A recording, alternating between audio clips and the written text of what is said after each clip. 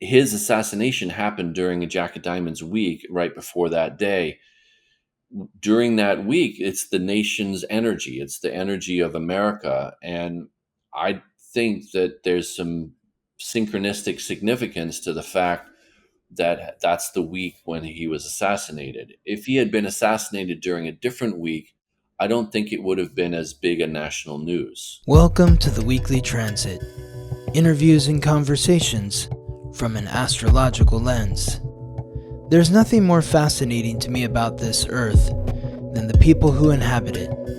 My mission is to create deep, vulnerable, and open conversations that invite our unique guests to share the arc of their ever-evolving journey through life, in the hope that their stories inspire and resonate with you, our listeners. I'm your host, Scott Tajarian. Welcome to the Weekly Transit. I am here with my guest, Alexander Dunlop. And Alexander has been a guest on the Weekly Transit several times with me. Happy to invite him back. He has a book called Playing Your Cards Right. This amazing book, Play Your Cards Right, A Sacred Guide to Life on Earth by Alexander Dunlop. And Alexander is a Virgo sun, a Libra moon, and a Capricorn rising. And in this conversation, we're going to take a deeper look at Charlie Kirk and how the numbers reflect with the astrology. Mm-hmm. Welcome, Alexander. Thanks for being here. Thanks for having me, Scott. So when we planned the meeting of this call, a couple months ago, we had no idea what was going to happen, and yet here we are. Yesterday was the Charlie Kirk Memorial as we're recording this, and there's a lot to talk about. Right. I'm glad we're having this conversation now and not like immediately after the whole incident, assassination. We've had some time to reflect. Are you like me? Because we're similar age. I had no idea who Charlie Kirk was until September 10th. Oh, wow. No, I knew who he was. And you did? Okay. I knew who he was, not closely. I didn't follow his interactions, but I knew who he was because I've followed the career of Bobby Kennedy closely. Mm-hmm. And when Bobby Kennedy, wanting to make America healthy again, teamed up with Trump, Charlie Kirk was one of the people who kind of welcomed Bobby Kennedy onto his platform and was open-minded enough to hear what Bobby had to say. So that's how I kind of knew about him and heard of him. But since the assassination, I've found myself watching, as maybe a lot of people have, his videos and his interactions with students to hear firsthand what he really had to say. Mm-hmm. Yeah. So that's been interesting. Yeah, that's how I kind of, I dove down the rabbit hole on that day and was like, who is this guy? Like, what is he about? And started to listen to different conversations that he was having, a lot of video content out there on him that he's created. What did you think of what you saw and what you heard? I felt a whole mix of feelings, a mix of feelings. In a sense, and maybe you can relate to this as well, because I know you have this religious background, but I grew up in a Protestant church. It wasn't Catholic, it was Protestant. So I kind of think of myself as if I had gone left instead of right or something, maybe I would have been like Charlie Kirk, but I made different choices in my life that led me to where I am now. But, I kind of saw myself in him in a lot of different ways, which made me feel empathy for him and compassion for him, but also at certain points made me dislike him. I liked him and I didn't. I just had a whole mix of feelings about him. So how about you? What's your experience? There's a lot to say. First, I found it inspiring when I learned after the fact his backstory, that he had the vision when he was a teenager Mm-hmm. to have this mission to start this movement that he spearheaded. So I find that fascinating because I can relate. As it at age 17, I had the surprising spiritual awakening that pushed me on my path to where I am now, teaching the real meaning of the playing cards, which I never would have imagined this is where I would end up from that spiritual awakening at age Same 17. with me. Yeah, I was at 13. My Okay. spiritual awakening was at 13, but I never thought I'd be here as an astrologer. But, Mm, I thought, like, I'm going to be a pastor. I'm going to be somebody who's sharing mm, the gospel and, mm. and connecting with people in that way. And you are. And I am, And you exactly. are. Yeah, just not in the traditional, Yeah. conventional route that someone would take. I've Yeah. said to people in the past that I'm a priest in the world with no religion. Yeah, exactly. I can relate to that Yeah. 100%. So, So that inspired yeah, me that he yeah. had this calling. Mhm. Um, what I don't know too much detail, but from what I've heard of people who knew him, he was open minded enough to listen and change his ideas about things and Mm. evolve his way of thinking. So he wasn't rigid or stubborn, which I would appreciate. However, I do disagree with him fundamentally on the Christian conservatism as like this is the answer. Yeah, Um, I have a problem with that too. like I from the debates I watched, he was always respectful, which is really saying something. That's it. Yeah. That's enough of a baseline. Like to be able to have a respectful debate with people, whom you disagree with. Mhm. That's a good starting point. So that he pioneered that idea, I really appreciate. But what I noticed is that in these debates with the students, it's not like he changes his mind. Yeah. He's continually promoting his Christian conservatism as the Yeah. answer. This is the way. Exactly. And he's doing it respectfully. So, Mhm. pun intended, God bless him for that. Yeah. But I've come a long way in my own understanding that Christian conservatism is actually at the root of what divides us culturally.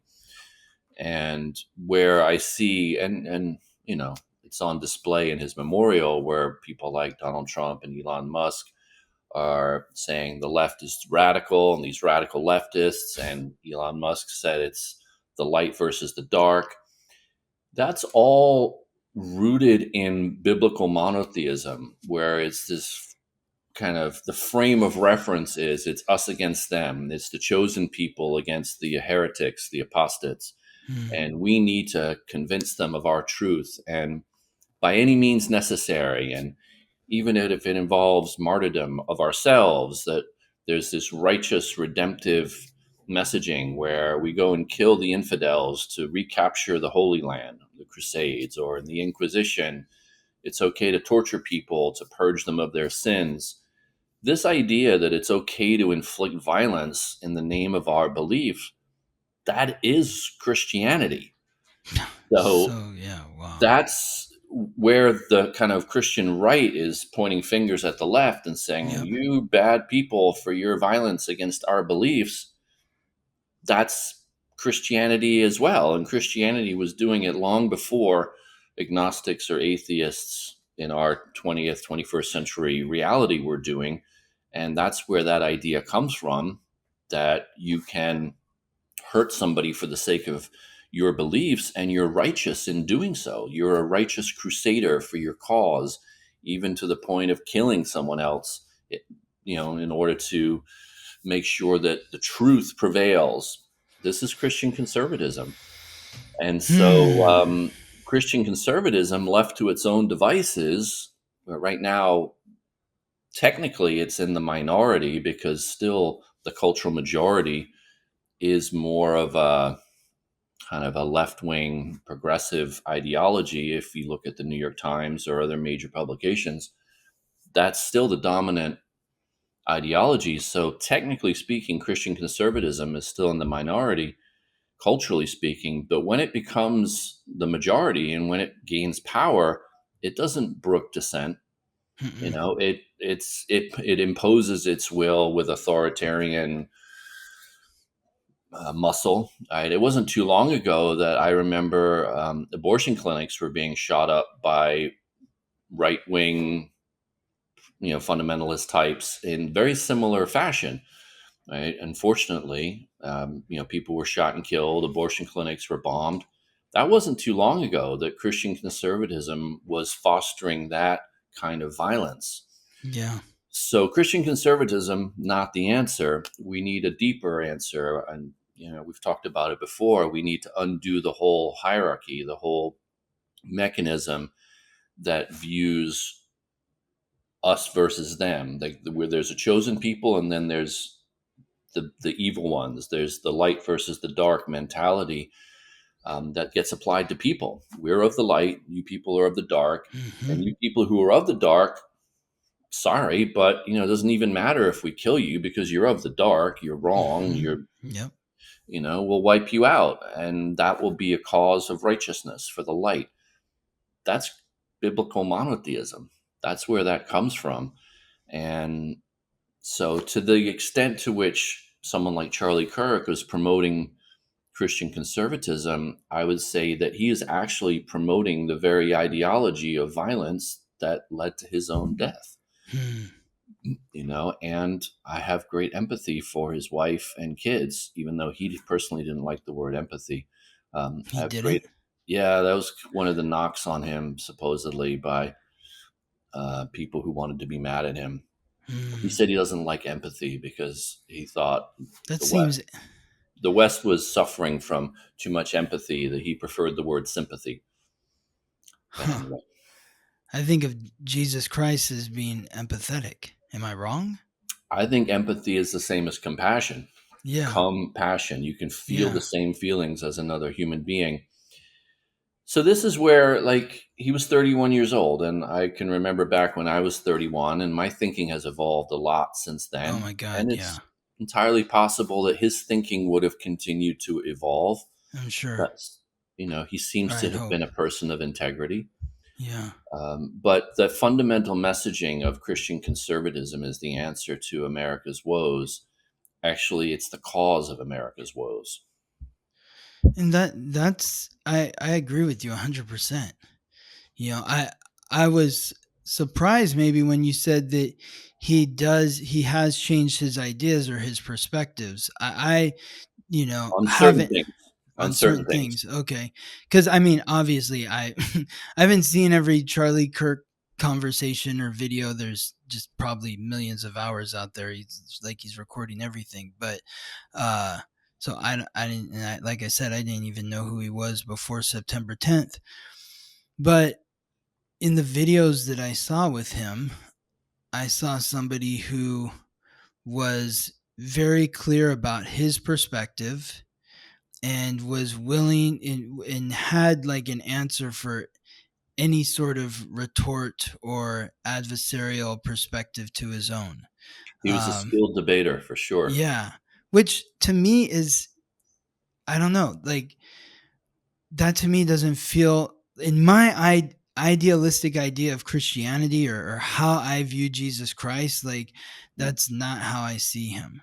And uh, I see somebody who wasn't concerned about being right or wrong, was concerned about helping people and spreading love and not it feels like you said, like the religious right, they have they impose their will upon other people. Now you could say the same thing about the left, And I would because say they the left learned that from the right.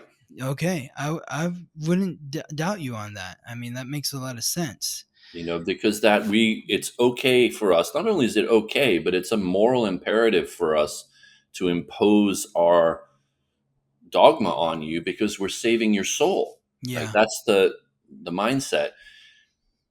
The people who no longer are religious, let's say agnostics or atheists who tend to skew left on the political spectrum, just because they don't identify with a Christian dogma or biblical dogma anymore, still for thousands of years, that assumptive model of reality has formed and informed their way of thinking.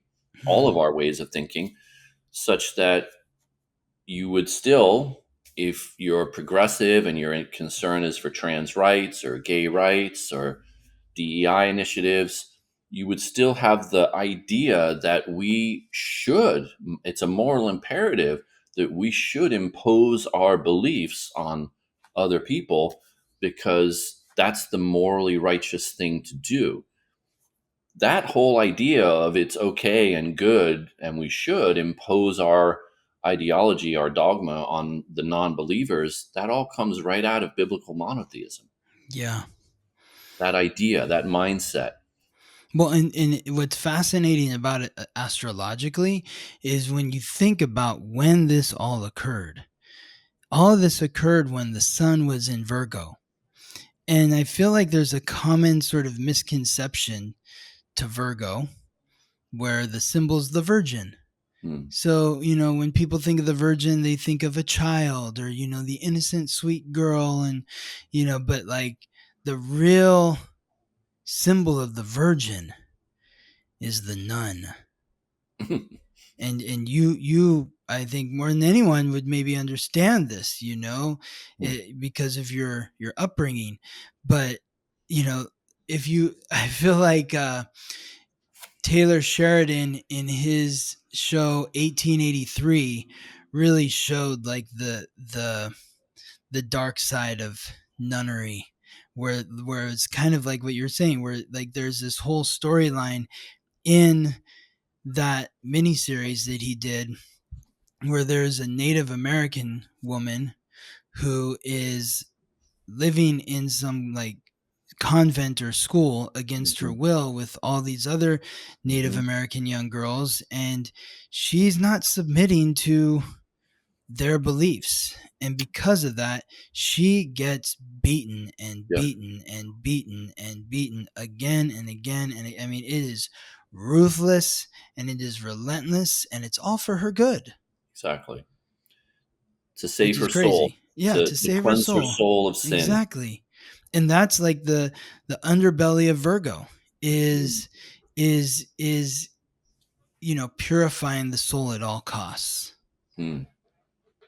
Yes, and that's probably closely correlated to the whole mythos story of the Virgin, which is central in the Roman Catholic tradition. And I would say, as I've said kind of already, it underscores all of Christian dogma that Mm-hmm. there's a purity and we need to impose this purity. And it's for your own good that we are imposing this purity upon you. Mm. And any resistance you might have, it's our moral imperative to overcome your resistance, Hmm. to beat you or torture you, Yes. or even if necessary, to kill you for your Yes. own good, to save your soul. And again, this whole pathology, I'm going to call it, Uh-huh. is so steeped in our Western culture over 2,000 years or more, going further back, even in the roots of biblical monotheism. It's so steeped in our psyche that, as I said, even people who are not religious, they're atheists or agnostic, they still have grown up over generation upon generation upon generation with this idea that we have a moral imperative to impose what we think is moral on those whom we deem are immoral. Mm-hmm. And that's where the left is imposing their beliefs on people in what turned out to be woke cancel culture. Yep. That if you don't agree with us, we have a moral imperative to silence you. It's Yeah. for your own good that you Mm-hmm. stop doing evil and stop sinning and stop saying the bad, unholy words. We have a moral imperative to silence you. Where does that idea come from? That comes Yeah. straight out of the church. Yep. Exactly. Wow. You're so right on. That's where that comes from, and that comes from the biblical monotheistic idea of there's a chosen people, and then there's the infidels, the heretics, the unholy ones, and it's the responsibility of the chosen ones to convert the non-believers by force if necessary. And so that's the situation we find ourselves in, unfortunately, that the left has taken up that mantle that was bequeathed by biblical monotheism. And the left is carrying that torch of by any means necessary, we will Yep. convert those pagans to our DEI initiatives. And that's what we're seeing. And then you have people, again, like Elon Musk or Donald Trump and others, saying that this is like a holy war. This is light versus dark, good versus evil, not realizing that their own tradition, their cherished political beliefs, is the root cause of this whole mindset of this is a holy war of light against dark, because that's how the left sees it. And Mm-hmm. so you have this kind of jihad between the left and the right, where Yeah. they both think that they're the chosen ones. And by any means necessary, we're going to convert the infidels. And that's the cultural clash that we're in. And to promote Christian conservatism as the solution is to pour gasoline on the fire. Yes. Yes. And I feel like we're just at the beginning here, because this tension between two sides where they're not going to relent, and they're not going to Because they both relent. believe that they're right, that they're Exactly. serving their holy truth.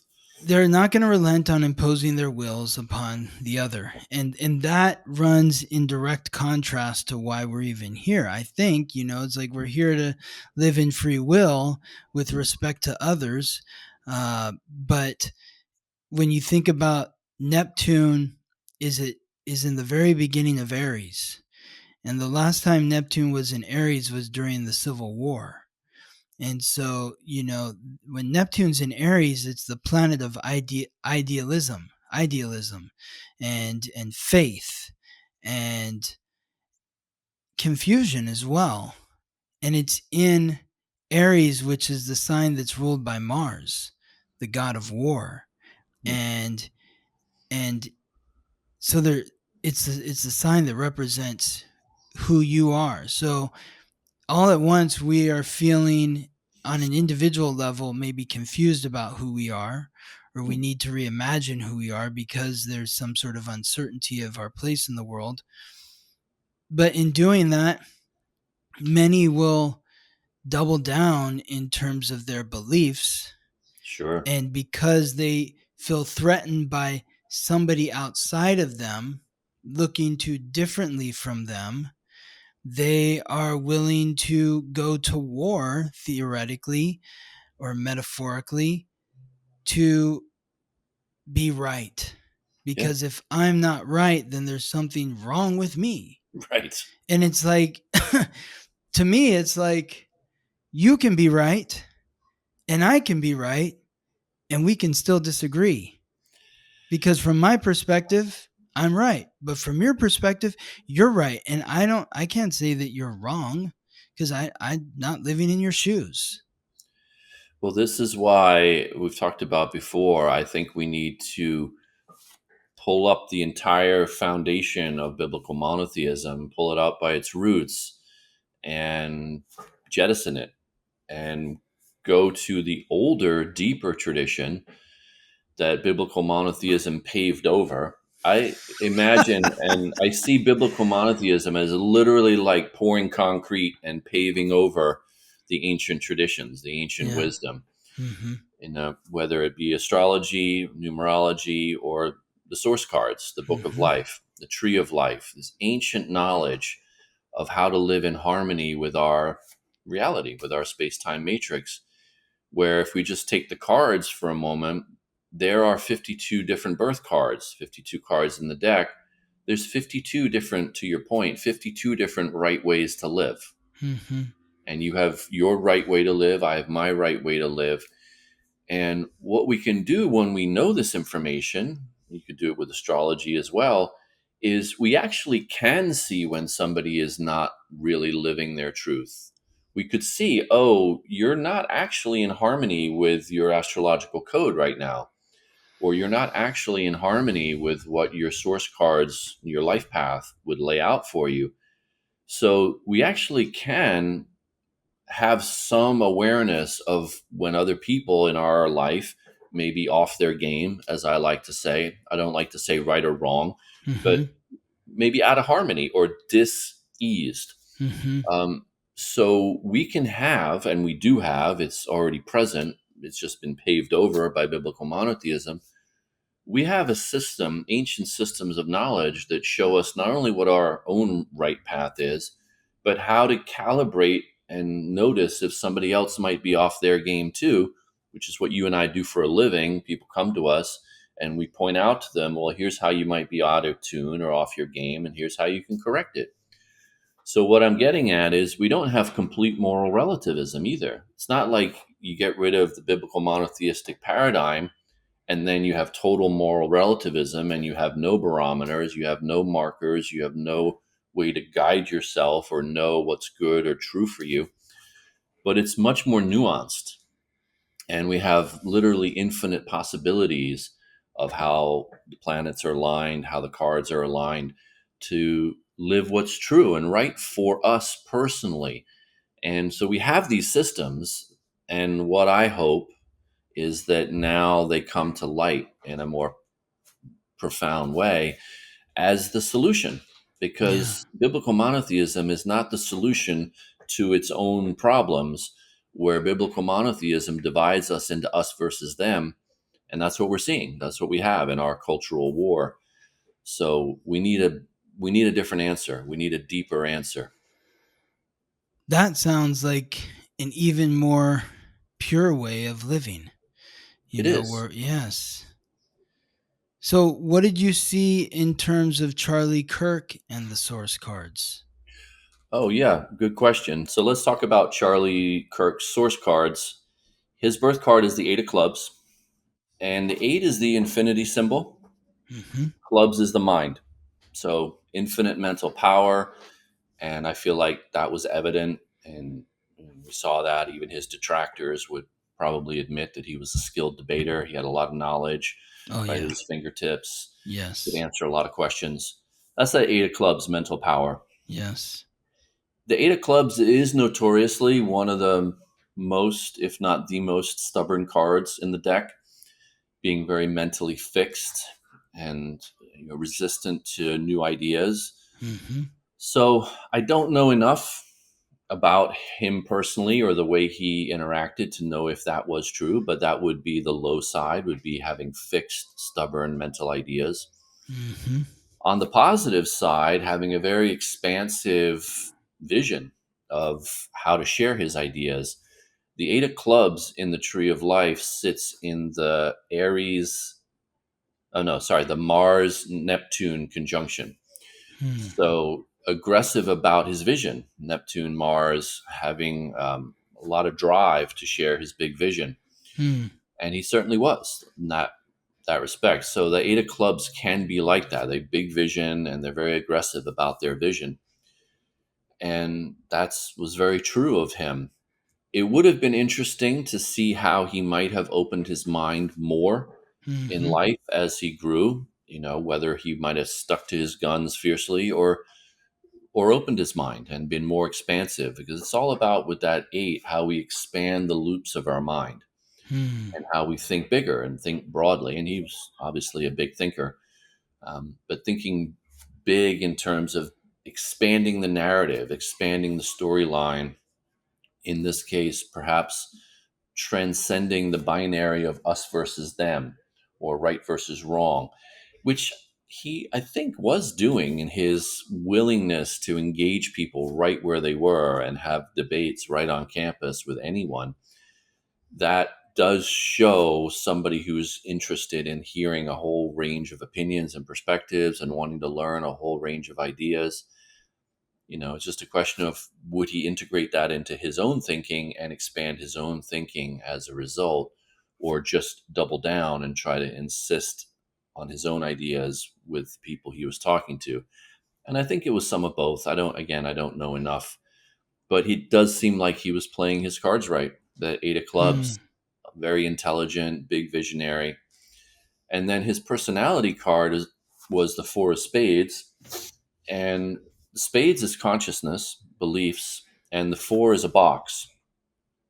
So in his big thinking with the 8 of clubs, he would have been interested in creating a frame of reference and establishing the paradigm that is like a foundation of what he would believe to be is the truth. So And that was the Bible. for him, yes, Yeah. Christianity and the Bible. And so the four, like the eight, both even numbers, can be stubborn and fixed.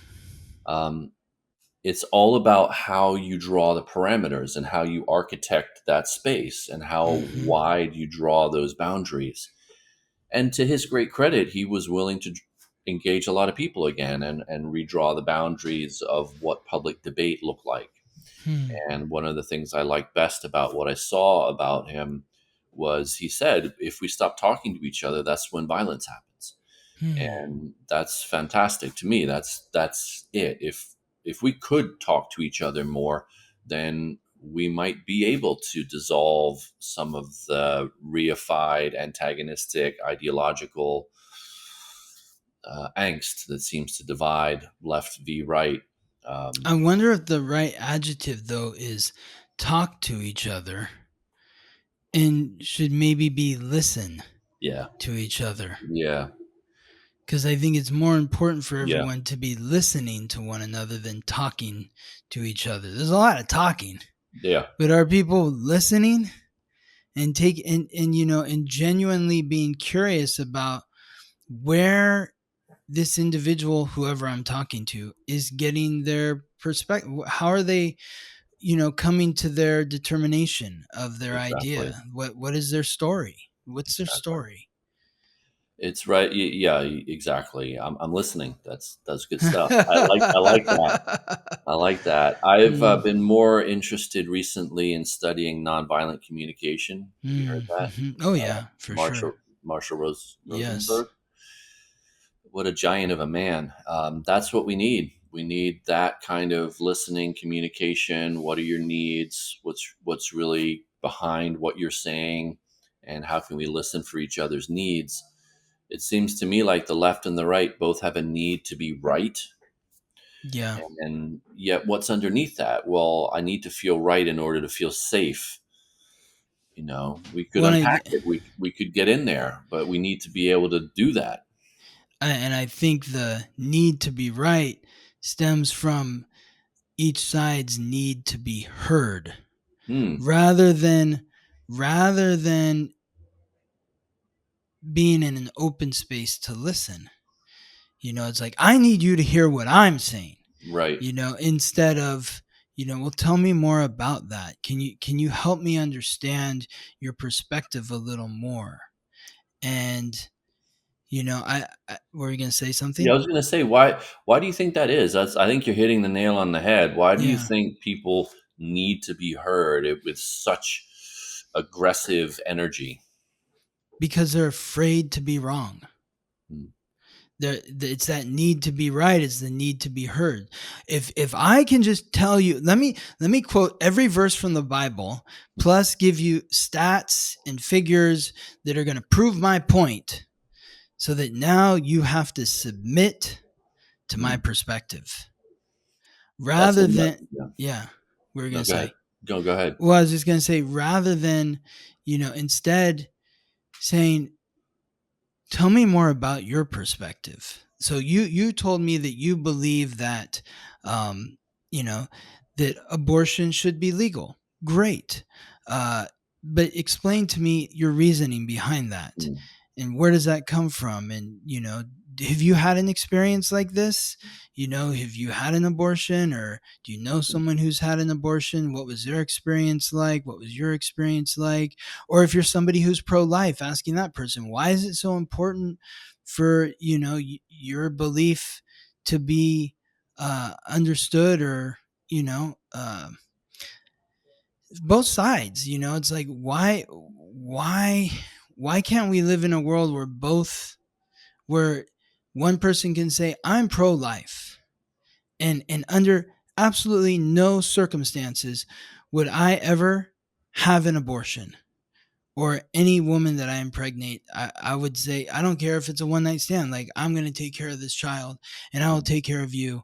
I'm going to be responsible for that. Okay, if that's your belief and your perspective, great. Hmm. And someone else says, no way, not doing it, and we're having an abortion. Why can't that both these beliefs exist. They can't in a biblical monotheistic paradigm. That's what Exactly. I was going to say a But moment ago. And they can't because of, you said the key thing, which is we're always, again, within this assumptive model of reality where we assume this is just how reality is, and we don't realize that it's an assumption. And you and I know enough about esoteric knowledge to know that it's a flawed assumption because there's an infinite variety of truths that are all true mhm, simultaneously. But in the biblical monotheistic paradigm, there's one truth, mono, one truth, and everything else must submit. That was the word you used. Submit mhm, to this. yes, And that's what we're looking to do in our society, broadly speaking, in our cultural context, is to get the opposition, quote unquote, to submit to our truth. yeah, So it's not about we can coexist and have shared truths simultaneously. The assumption behind everything, again, based on biblical monotheism, the assumption is there's one truth and all others must submit to this one truth. And I'm the one who's telling you the truth. our mhm, our side, our chosen people, we're the ones who know the truth, and we'll tolerate you so long as you submit to our truth. And that's the only way we'll tolerate you. Otherwise, we're going to need to convert you by force if necessary for your own good, so that you eventually do submit by any means necessary to this one truth, because this one truth is the truth, and it's for your own good that you submit to this one truth. That's what we're bequeathed by, to whatever that expression is. That's what we've yeah, got. That's our yes. heritage. And I yeah. and until we change that entire model, we're going to be continually, as a society, trying to dominate and control and force the opposing side, air quotes, to submit to our ideology. And the opposing side is going to be doing the same to us. And that's the situation that we're in.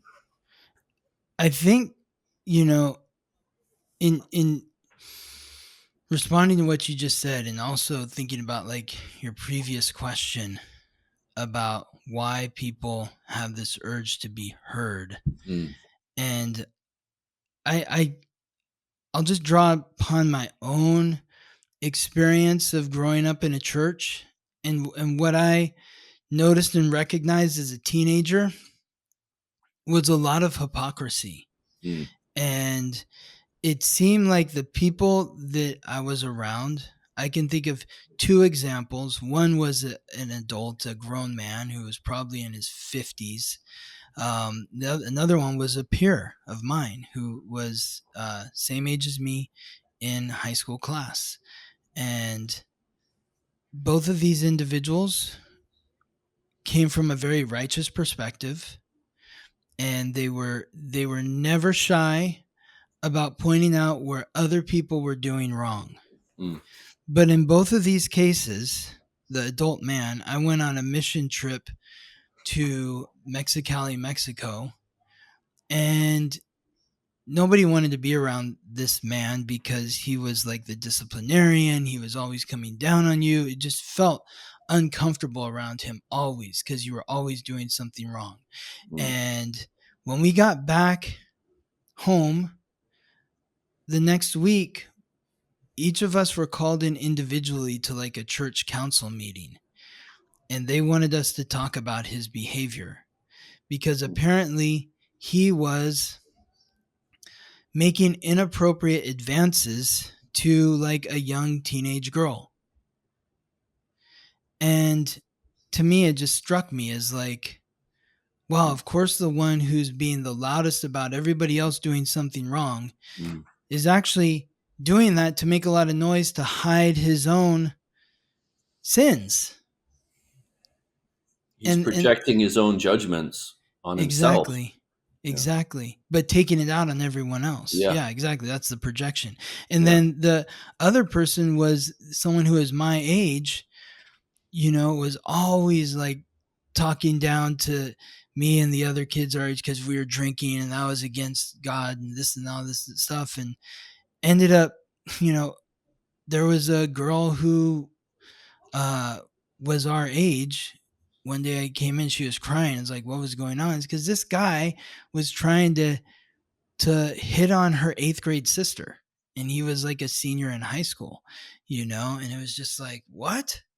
Like, that's and God's cool with that, and so it really kind of started to turn me off in terms of that biblical monotheism. And when I look at, I don't know anything about Charlie Kirk in his personal life, but like when I look at like Donald Trump and Elon Musk, and like I don't have any judgment about their lives, but I do find it interesting when they, these are men who have fathered multiple children from multiple women. I think Elon has, had some that are out of wedlock. It's not a Christian, uh, theoretically, like from the Bible, sort of way of living your life. So it seems odd that these are like the beacons of morality. It's confusing to me. Doesn't make any sense. Well, I think what if I understand what you're saying, if I'm hearing you, and I agree with you on the ways in which um, this idea of a binary of right or wrong, that again is paradoxically bequeathed to us by biblical monotheism, which says there's one truth and everything else is false. Mm-hmm. Immediately there's a binary. Immediately there's that which is true and that which is false. Then if we take that into our own human psychology, then we're trying our best, let's say in our best moments, even like, to use the example of the two people you described, let's ascribe the best possible intentions to them for a moment. And let's say they were genuinely trying to live a pure, holy life. The problem is that they have narrowed their window so tightly of what's true precisely because they have named all the other things as false and unholy or sinful. And that leads to, as we know, it leads to this repressive buildup. Mm-hmm. Um, and that's the fundamental problem with the biblical monotheistic paradigm is it lops off parts of reality as Exactly. false, Yes. and that also then extends out to other people who are not living in the true holy way. Those people are false. So at every level of analysis, from internally, externally, personal dynamics, group dynamics, political dynamics, we get this us versus them, true versus false dichotomy, where the quote unquote true is continually trying to dominate and control and subjugate the false, to make the false submit to the true. And these people who you're describing, they're trying to do that within their own psyche, and it's not successful. No. It's not an accurate and true representation of reality, is what I'm getting at. Exactly. It's This biblical impossible. monotheistic Exactly. paradigm, it's impossible, and it creates backlash and chaos internally and then externally and then socially and then between nations. So it's a pathology on our, and it's a blight on our earth. You And know I what's think that yeah. one final Yeah, yeah, thought yeah, is, yeah. as I'm on a roll, I'm on my Yeah, yeah, soapbox, do it. Yeah. is that we need to heal from the trauma, the collective trauma of Yes. biblical monotheism on our human psyche, the damage that has been done to our human psyche, Hmm. this collective trauma that we've imposed on ourselves or has been imposed on us. It's both. Um, that's the biggest healing that we need to do, is to heal from that collective trauma imposed on us, where we created a split in our own psyche. There would be no conscious unconscious split like this Freudian Jungian realization in the 20th century that you have a whole unconscious shadow side of yourself. That wouldn't even exist if we hadn't been taught to push certain things into the closet, that that's bad or not right, or don't acknowledge that or hide that part of yourself. That fundamental split in the human psyche, that comes directly out of biblical monotheism. So we need to Amen. heal it. We need to Amen. we need to go beyond it. And this is my deeper mission, to teach everybody the source cards, that there's 52 right ways to live. And it's more than that, because it's 52 factorial. So there's literally infinite possibilities of ways to live your life that are all Yes. true. Yes. And it's not moral relativism, because we can see, oh, he's off his game or she's on her game. We Hmm. have a metric and a rubric that allows us to see when people are in harmony with themselves.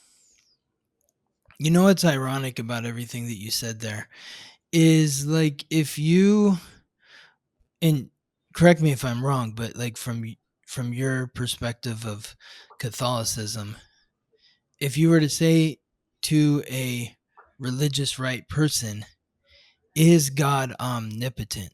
How would they answer that? They would say yes. Yeah, I am the Alpha and the Omega, the Yeah, beginning and the end. right. And I'm the only one. Exactly. But So, what's interesting to me about biblical monotheists is, and Charlie Kirk said this, huh, I saw this in an interview. He said, there is a God and we are not it, or we are not him. yeah, So, strangely, paradoxically, again, biblical monotheists create this split and this yeah, dichotomy, mm-hmm, where true biblical monotheism, or true monotheism, would be everything is the same substance and we're all made of the same stuff. But to biblical monotheists, that's heresy. That's mm-hmm. pantheism or panentheism, when you're all part of the same substance as God and you're all an aspect of God. Biblical monotheists would say that's heresy and that's false. They That would gets, say there's a distinction. There's God and then there's you, and you're a yeah. sinner and then God is perfect. So that takes us deeper into the irony of it all. Yeah. Because if I am not God and God is not in me, I guess, unless I accept Jesus as my Lord and Even Savior, even then you're even still then considered a sinner. it's you're a sinner. I'm a sinner. Okay, Yeah. so then what is it my business to be doing work on behalf of God? If I am not God, and God is omnipotent, and God is the creator, and God's the one that can do all things, then what does God need me for to do his business and to correct people and tell them they're wrong and punish people when they don't do things the way that the good book says? Doesn't make any sense. I raise my hands. Yeah, I mean, exactly. There's nothing to yeah. say about that. I mean, it's like it doesn't make any sense. It's like you're talking out of both sides of your mouth. It's like on one hand you're saying God is all powerful, God is omnipotent, but yet God needs me to do all this work. Huh? No, God doesn't need you to fight his battles because God is the creator. And if Yeah, God they is the would. creator, then why are you killing God's creation? They would say that in this fallen world, in this depraved world, we need to bring God's light. We are the messengers of Through light. violence and Well, imposing your yeah, will. and that is the history of Christianity. Yeah. That's Christianity, and that's again the terrible irony and paradox of people like Elon Musk and Donald Trump saying that the solution to this radical leftist violence is Christian conservatism. No, that's the cause of this type of righteous for a cause violence. That's where Yeah. it comes from. Yes. So we need a whole new model altogether. And it'll be interesting to see how it plays out. Unfortunately, I wonder out loud whether or not we'll see now the Christian right taking up the sword, so to speak, and taking up violence as a means to an end. Just like, we've seen now with Charlie Kirk's assassination. I wonder if that will light, unfortunately, a flame under the religious right to start their own self righteous persecution of whom they believe are their enemies. And if that's true, then the people like Trump and Elon Musk who are pouring gasoline on the fire, to me, there's some culpability there. Like, if you're spouting the rhetoric that this is a war of good and evil and light versus dark, then you're just perpetuating that same self righteous claim of we're on the side of truth and everyone else needs to submit to our truth by any means necessary. That's That's the also very the thing we need. That's the very thing we need to transcend. that's also the shadow or the other side of the coin with Pluto and Aquarius, because Aquarius is the water bear who Is that invented the where we jar. got Pluto and Aquarius right Pluto's now? in Aquarius now for the next 20 years. Mm, And the last time Pluto was in Aquarius was during the American and French revolutions. mm, It's when societies transform. And mm, on the higher frequency of Aquarius, it's you be you. That we're all individuals, mm. and we're all meant to be unique. The lower frequency of Aquarius is if you don't look like me, you don't talk like me, you don't walk like me, you don't act like me, there's something wrong with you. Yeah. And so I'm curious to know your perspective. Do you think there's anything to, like, in thinking of like symbols?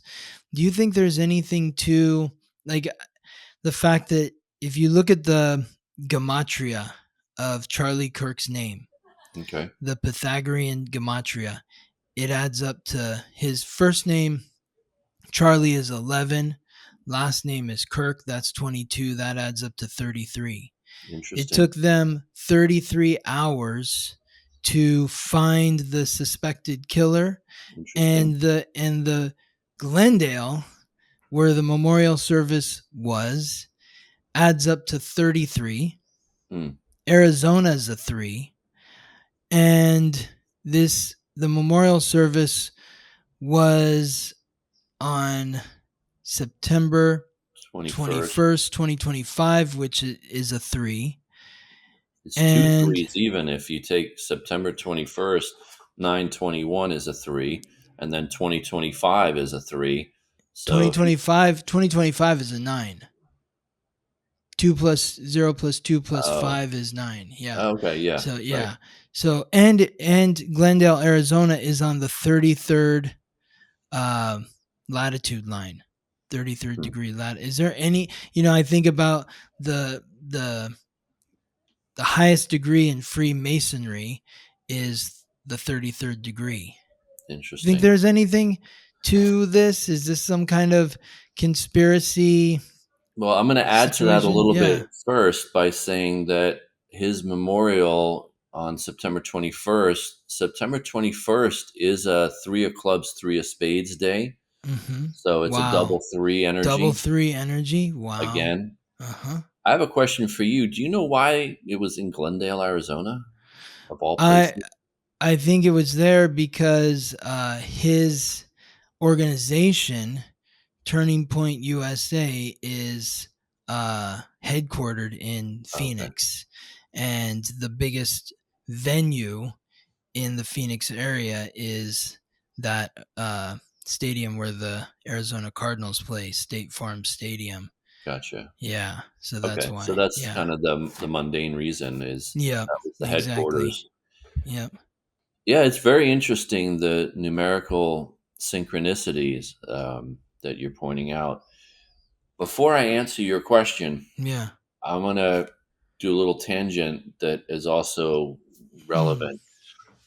He was assassinated during a Jack of Diamonds week, Okay. What does that right? mean? And Yeah. I'll get there. Okay. Okay. Yeah. Yeah. All right. Uh, September 10th was the day of his assassination. September 11th is September 11th, which is Hmm. the next day. September 11th is also during a Jack of Diamonds week. Jack of Diamonds is the birth card of America. July 4th is a Jack of Diamonds card. So the nation being born on July 4th, the birth card of the nation is Jack of Diamonds. And this Hmm. is interesting. You can do this for corporations, they're born on dates, or professional football teams, or nations, or cities, and actually get a flavor of the nature and the character of the organization based on the birth card of their born on date. So, anyway, the United States is a Jack of Diamonds nation. And then out of the 52 weeks in the year, 52 cards in the deck, each of the cards is connected to one of the weeks. So let me see if I do my math right here. The 37th week of the year is the 37th card in the deck, which is the Jack of Diamonds. It's very interesting to me that, first of all, September 11th happened during a Jack of Diamonds week. And then his You're talking about September 11th, 2001. yes, Right. I'm Yeah. just drawing Yeah. that connection again, Mm-hmm. kind of tangential, but I'm weaving it back. That his assassination happened during a Jack of Diamonds week, right before that day. During that week, it's the nation's energy, it's the energy of America. And I think that there's some synchronistic significance to the fact that that's the week when he was assassinated. If he had been assassinated during a different week, I don't think it would have been as big a national news. Like, Hmm. he being a martyr for America as he was portrayed in his memorial, which, maybe he is, um, that comes to a pinnacle because he was killed during the Jack of Diamonds week, which is America's birth energy in that week. So, to come back to answer your question, it's interesting. That's my answer. Hmm. I don't know. Do Are there somewhere in a smoking room with like guys and smoking cigars who know all of these things, these numbers, and they know the cards and they know Freemasonry, and they're orchestrating this? Or is it that there is a deeper patterning in play in our reality, and we can decipher it, we can read it, you and I can, maybe Hmm. other people can too. And the point of noticing these synchronicities of numbers and cards and planets is to help us unravel the meaning of it for ourselves, rather than to point to, like, there's a cabal of elites who are pulling the strings behind the scenes. um, I'm There might be. I'm not Hmm. saying there couldn't be. Hmm. Um, but I tend to look at the synchronicity of these numbers more as, what does it reveal for us to know Hmm. about the situation? And three is the number of creativity and pointing the pathway forward in the cards. And so 33, you have this double energy of creating a new way, creating a new direction. Hmm. And that's what his memorial, whether people pulling the strings intending it to be, or synchronistically, organically, that's what it is going to mean. It's going to mean that this is the way forward from here, whether we like it or not. And that's why I think it's so important that you and I, and hopefully others, are having the conversation that, yes, he seems to be have been a beautiful soul and a good family man. And Hmm. yes, he wanted dialogue. And yes, he was willing to go and talk to anybody. And that's what we need to do, and listen to everybody. And Christian conservatism is not the answer. And Right. that's what was loud and clear at that memorial: was, we need more Christian conservatism. And all that's going to do is, as I said, pour gasoline on the fire. Yes. Um, so those are some initial thoughts. I'm curious what you think. What do you think it means with all those threes and 33s all synchronistically lining up? I wish I had an answer. Mm, I don't know. yeah. Like I feel like you. I mean, maybe there's a room of people that are orchestrating all this out. Like, could be, sure. Uh, and I feel like I want it to be the latter of what you said. That it's just that we're just noticing sort of the deeper Mm, idiosyncrasies of how life on Earth works, and uh, mm. that's I that's like more that. That there. comforting. That's Yeah. more comforting to me than thinking that there is a group of like nefarious people that are planning murders, or there's even like seen different accounts on Instagram or X saying that his murder was staged. It was fake. There's like a guy in the front row who's like pulling on his shirt, and they're saying that he was like setting off a squib. which would be the blood flying out of his neck, and it Right. wasn't. Which I really can't believe that after watching the It's a video. pretty horrific Unfortunately, video. it's the most disgusting thing I've ever seen. It's And I've watched. I can't tell you, thousands of TV shows and films in my almost 50 right. years on this planet, and I've never seen anything that looks so gruesome, so grotesque. I felt like I could see the life exiting his body. Oh yeah, And so I don't think for an instant that this was staged. I think it was real. And like my heart goes out to him and his family, yeah. and my like deepest condolences. Like my heart breaks for them. Yeah. Uh, Now, was it a random kid who was upset at like the rhetoric that Charlie Kirk was sharing through his message?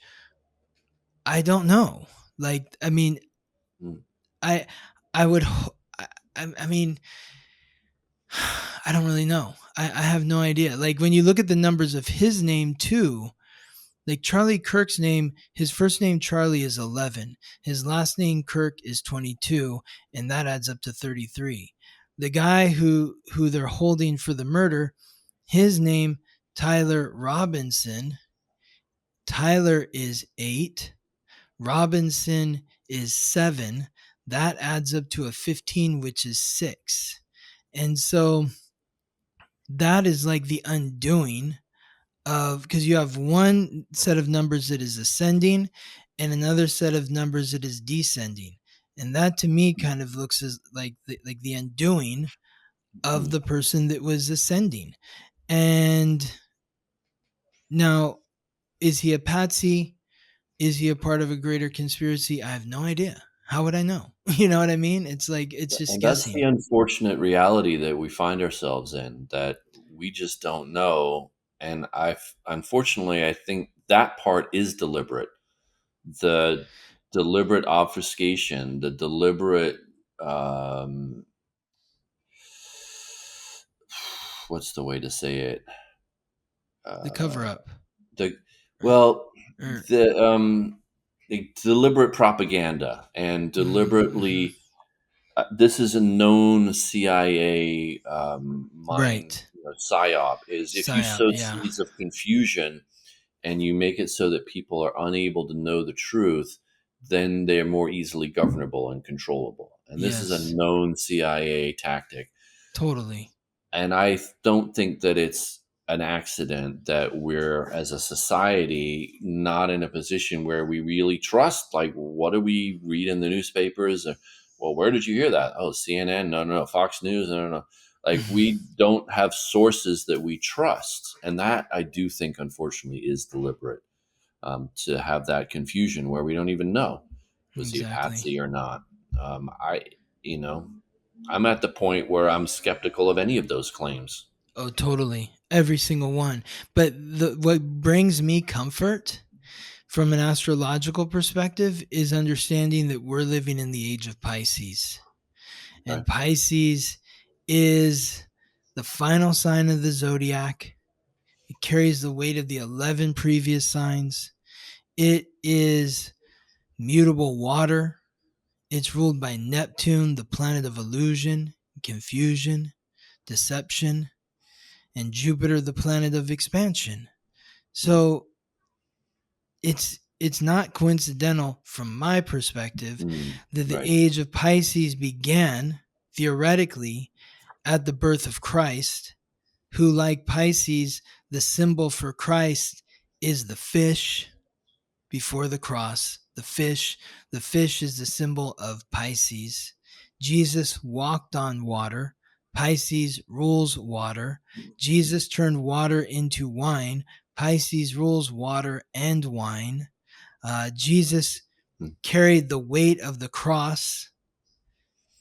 Do That's you what think those are? Pisces does. Do That's you what think those Pisces are does. all like esoteric symbols representing what you're talking about? I Those kind do. of Yeah. biblical stories. 100%. Yes. I do. From my perspective, it just like it's clear as day.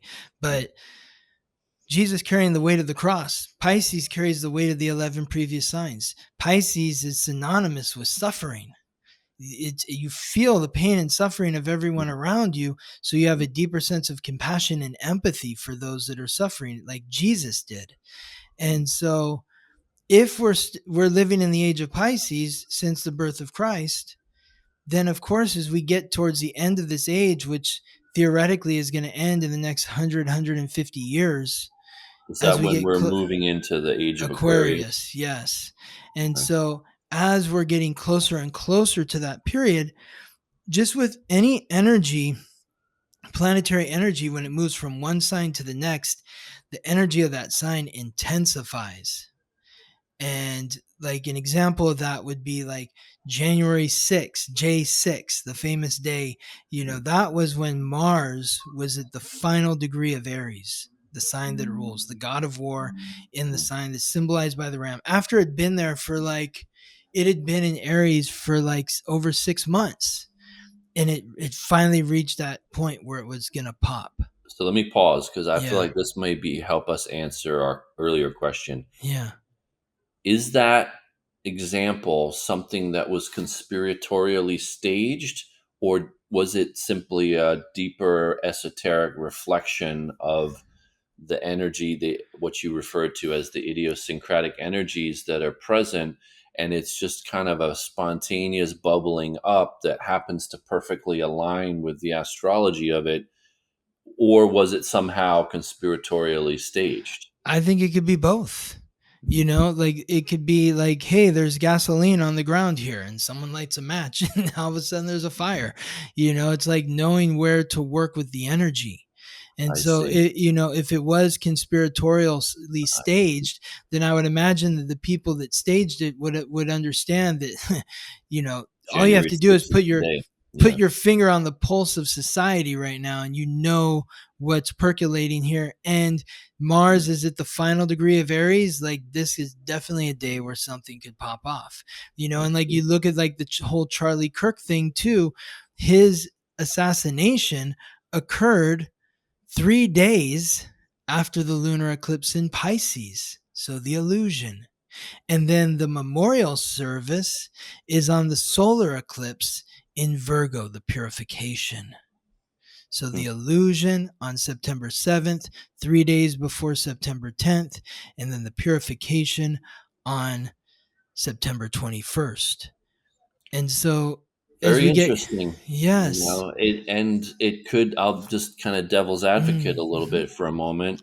What if it's simply a reflection of the old maxim of as above, so below, that we witness on the mundane level reflections of these astrological movements, Yeah. and no one's pulling any strings. There's simply this as above, so below reflection of truth. It very well could be that, because when you look at Pisces, it's the fantasy. And so like we're all like kind of tortured souls here, struggling through our lives, whatever's going on. And so we create these fantasies because it gives us a semblance of answering why things are the way that they are. And the lesson from this, though, as we get towards the end of the age of Pisces, where things are going to become more confusing, it's going to be harder to tell what's real. The lesson for all of us in this is the key word to Pisces and the key word to Jesus Christ in his teachings: faith. And it's our own faith because we can't rely on any Exactly. external authority or figure. Exactly. What does Jesus say? He says it twice in the Bible, like once in Mark and another time in Luke, where he's like, if you had the faith of a mustard seed, you'd be able to move mountains. And that just shows how desperate we are for having faith. We have no faith. If we're looking at society and saying it was these people, it's the Masons, it was the Right. Masons, they did it, we have Right. no faith in mankind. None. Zero. And it's really kind of a crazy thing, because like I think one of my dad's best friends, he was a police officer for many years, really just like one of the nicest people to ever meet, big strong guy. He's a Mason, and his wife was a part of the Order of the Eastern Star, I think it is, which is the sister, uh, uh, the sister to the Masons, and then there's like the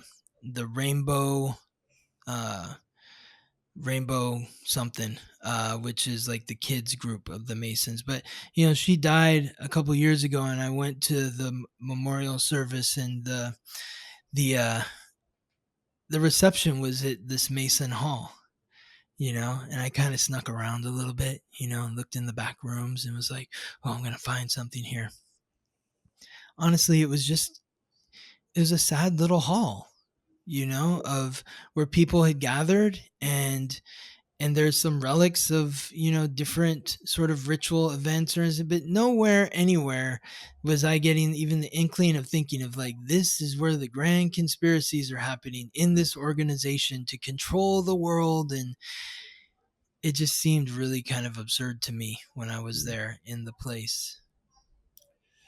Yeah, I hear you, and I agree with you that, as I say, my general read of things is that, and I liked how you said it before, that there are patterns in play all the time. We may just not notice them, Hmm. and we have tools with our respective sources of information and numbers to find these patterns. I think, and you and I talked about this before, that people are so desperate to find patterns that they end up in their desperation being desperate about the patterns, which is Yes. like paranoid and Yes. like desperately seeking some way to put the pieces together and not having faith. Yes. Not having faith, let's say, for example, that our space time matrix is a perfect mathematical construct, Hmm. or that our universe, our cosmos, is a perfectly constructed, I don't want to say machine, but living organism that we can read, that we can utilize planets and numbers to read. The reason we can do that is because it is well organized and there's an order to it. There's an underlying intelligent design to our reality, Yes. way beyond or deeper than biblical monotheism. And in fact, I often feel like all of these world religions are really just trying to reverse engineer reality, trying to understand it through anthropomorphic philosophical teachings.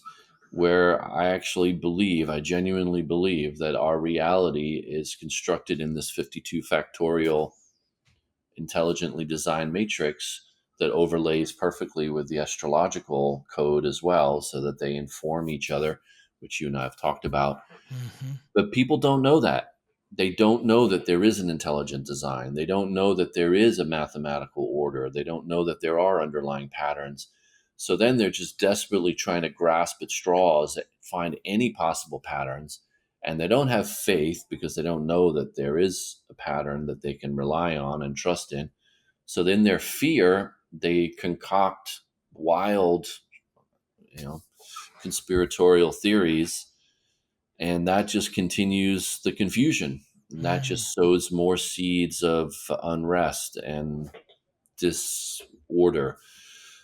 So to me, it just comes all the way back to the need to teach people that there is an intelligent design to our matrix, that you can rely on it. You can have faith that everything's unfolding perfectly according to a much grander scheme of life. And you alluded to it with the astrological code that you've referenced, that we can see a deeper, longer arc of order and progression that gives us, at least I feel like it does, it gives us the faith enough to be present in the moment without losing our minds and being so upset like we can't figure out what's going on.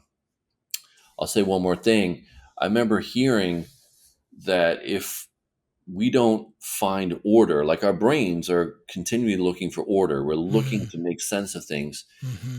The consequence of not having order is a cortisol response. It gets spiked. We go into like a fight or flight mode almost because we don't see the pattern that we want Yes. to see.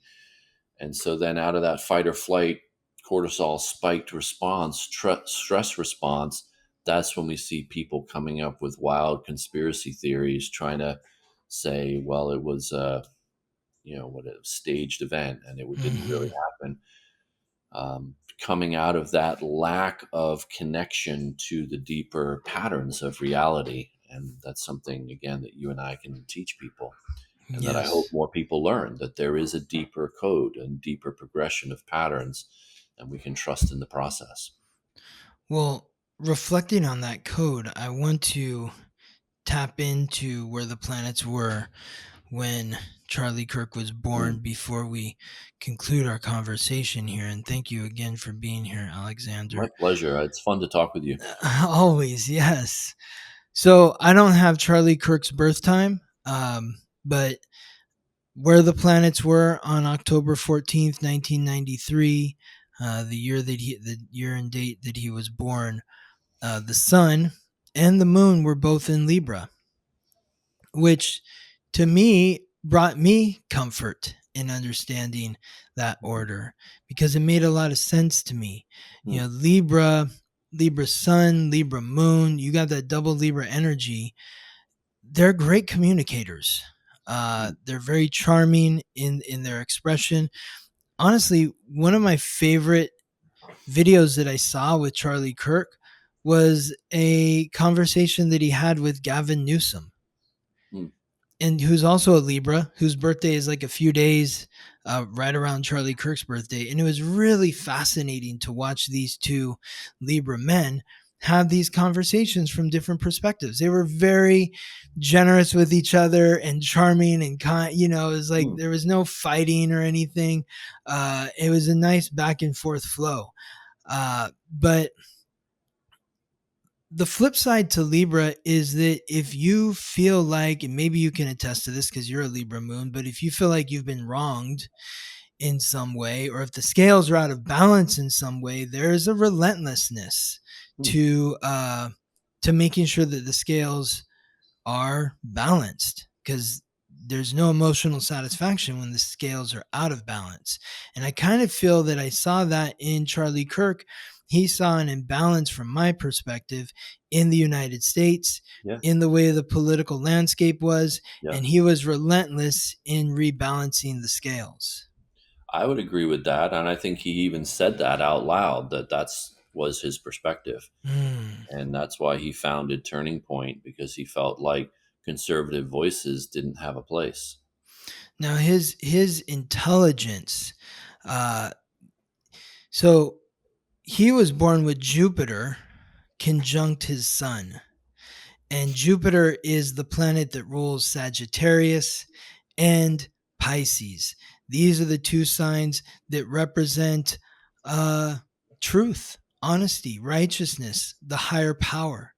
Hmm, So being born with Jupiter conjunct the sun, that's going to naturally bring somebody who has a very clear perspective from the higher, from whether it's religion or higher learning.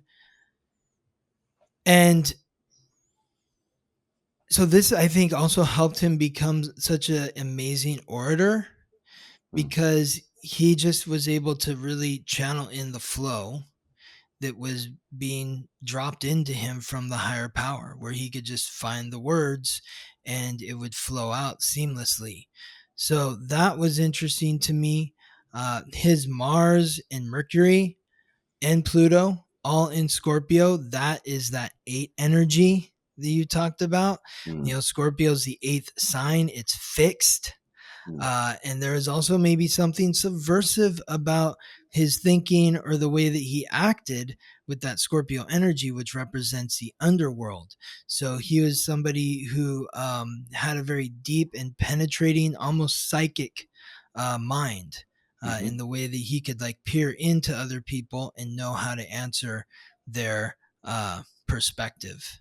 We see that in the cards too. He had Mm, Jack of Spades moon, and that Jack of Spades one-eyed Jack, when it's a moon supportive energy, that's the ability to see into the shadows. hmm. Okay. Yes, that would make a lot of sense. Now, his Pluto is also squaring Saturn. So there he had some sort of tense energy with the authority, Mm, uh, and needed to go through multiple transformations of his relationship with authority or himself as the authority, mm, especially with regards to the community or society, because he was born with Saturn in Aquarius, which represents the community. Now, the most interesting point in his chart to me is his North Node, his soul's purpose, which was in Sagittarius. Which, if Jesus was born in 2000 in 0 AD or whatever the first year is called, uh, he would have been born with the North Node in Sagittarius, mm, which Sagittarius is the truth teller. It's the archer. It's the philosopher. It's somebody who has a very clear perspective of right and wrong and is open to sharing their perspective. The South Node is in Gemini, which is the sign of curiosity and confusion. So I kind of saw Charlie Kirk bouncing back and forth through mm. these 2 points, as often we do. Uh, where he would ask a lot of questions, and I felt like his questions often weren't uh, questions of true curiosity and more looking to find holes in the arguments of the people that he was debating with. Whereas him being in his North Node frequency, going to colleges and having these discussions at colleges, because Sagittarius represents higher learning, it represents travel. So traveling around the country, traveling around the world, engaging in these conversations, though I'm not sure if being in conversation is really what he was meant to be doing in terms of his North Node soul's purpose, though it is understanding why he did that because of the Libra energy. Libras want to be in conversation. They're not necessarily wanting to stand on a stage and just talk to an open auditorium.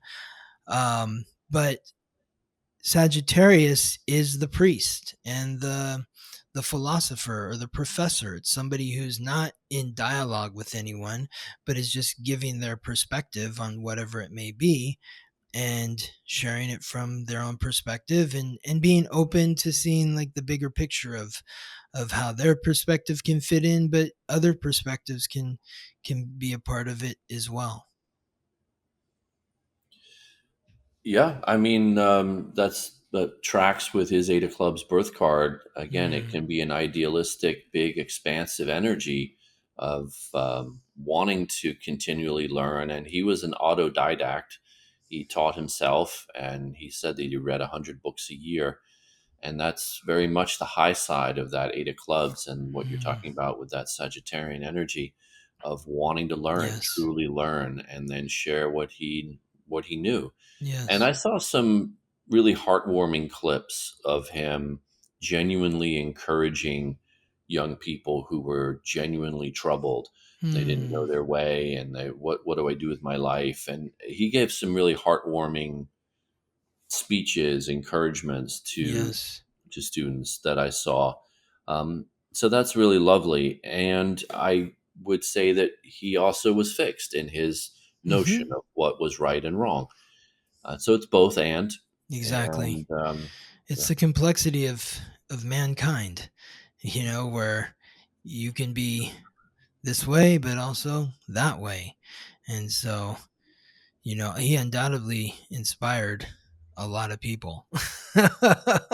So, Well, you he know, chose the name of his organization correctly because his life is going to be a massive turning point, and that is also the three energy. It's an energy that points a new direction, hmm, and you're pointing out all the threes in the memorial service and in his death. So his passing is definitely going to be a compass needle that points us in a direction, and we'll see. We'll see what that means, and hopefully, it doesn't mean that we lurch to the right and then we see fanatical people from the right starting to shoot left wing people. exactly. You know. Exactly. Well, thank you so much for your time, Alexander, and your wisdom. It's always great to converse with you. Where can people find you if they want to connect and work with you? Yeah, thank you. And again, Scott, thanks for having me on. Of course. My website is thesourcecards.com. It's all one word, thesourcecards.com. And if you go there, you can put in your date of birth and look up your cards and get your free reading and get started there. And then from there, if you're curious to learn more, we have a whole set of offerings for you to find out your cards to play. Awesome. Thanks again, Alexander. We'll look forward to seeing you again soon. Yeah, thank you, Scott. You're Pleasure. welcome. Thank you for listening to the Weekly Transit. Interviews and conversations from an astrological lens.